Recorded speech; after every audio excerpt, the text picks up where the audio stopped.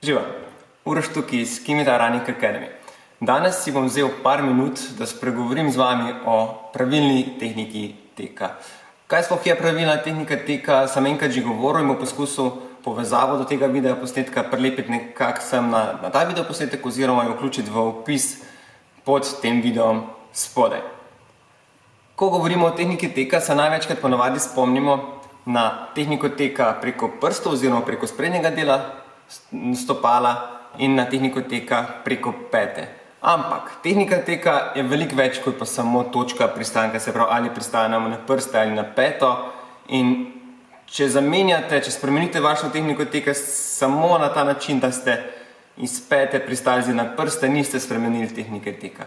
Tehnika teka je veliko več kot samo točka pristanka, ampak je gibanje celotnega telesa, je gibanje kolen, je gibanje kolkov, je gibanje rok, konec koncev in v bistvu zajema tudi pogled in pa pozicijo trupa. Veliko bolj všeč nam je delitev tehnike teka na trail tehniko in pa na bouncing tehniko. Se pravi z angleškimi izrazi, po slovensko to na eni strani pomeni tehnika teka z vlečenjem in pa tehnika teka z odbijanjem. Kaj hudiča zdaj to? Da si boste lažje predstavljali, vam bom pokazal kar na enem konkretnem primeru. Sam sebe uvrščam med trail tekače, pa nima to nobene veze z trail tekom, trail runningom, ampak samo glede na tehniko teka. Kaj pomeni tehnika teka z vlečenjem, pa si kar poglejmo najprej na mojem primeru. Tehnika teka z vlečenjem. Takšno tehniko uporabljajo tekači in ima za posledico daljši kontaktni čas. Faza leta je krajša, manj je poskakovanja navzgor dol, se pravi, da je projekcija gibanja veliko bolj ravna in pa pristanek bolj proti peti. Telo med gibanjem je veliko manj togo oziroma veliko bolj mehko. Takšna tehnika teka je primernejša za težje tekače, počasnejši tek in pa daljše razdalje.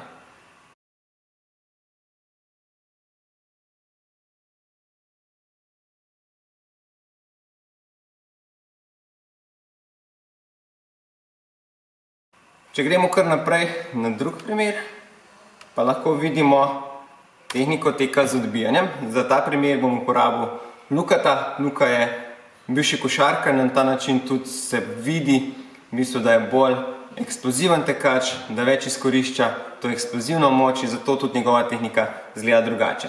Pa si kar poglejmo. Tehnika teka z odbijanjem. Takšna tehnika, značilna za njo je krajši kontaktni čas, daljša faza leta, več poskakovanja v smeri navzgor in navzdol in pa pristanek bolj proti sprednjem delu stopala. Telo mora biti skozi tako tehniko teka ves čas bolj togo, bolj čvrsto. Primerno za lažje tekače, za hitrejši tek in pa za krajše razdalje.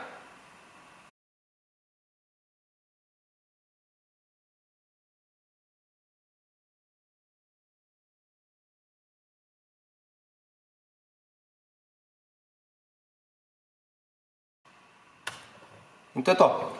To je v bistvu vsa umetnost.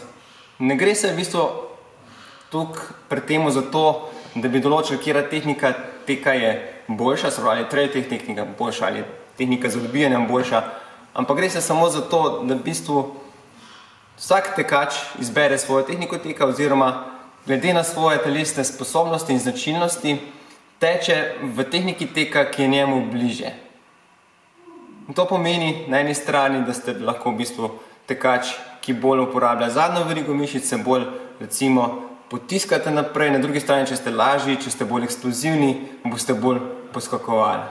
In takšna ponavadi tehnika teka, recimo s poskakovanjem, z odbijanjem je bolj značilna za lažje tekače, za bolj atletsko tehniko teka, medtem kot trail tehnika teka, ker se pristane bolj na srednji del stopala, bolj proti peti, pa v veliki večini bolj značilna za rekreativne tekače, predvsem za distance zdržljivostnega teka, ne predvsem toliko za kratke šprinte. In to je to.